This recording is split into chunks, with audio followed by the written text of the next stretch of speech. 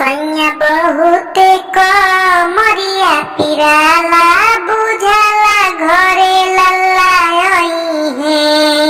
हमारा रही रही चित फरियाला बुझाला घरे लल्ला है चलो न जाला ये सैया हमसे डगरिया रही रही हमारो पिरात बा कमरिया अब तब बुआ के आगमन जनाला बुझाला घरे लल्ला आई है सैया बहुते कमरिया पिराला बुझाला घरे लल्ला आई है सासू जी कहेली बहुआ करे आराम हो ननदो करे ना देली घरवा के काम हो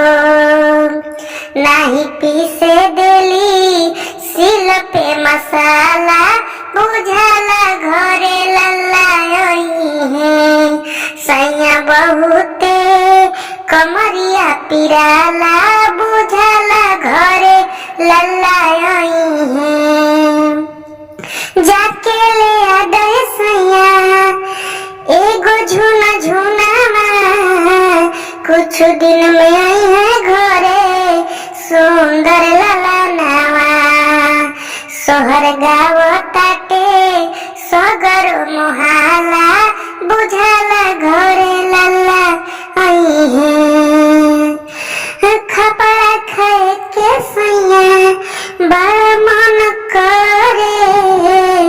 लेके खटाई हमार सुतिल जरे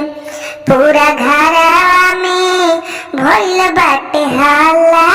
बुझाला घरे लल्ला आई है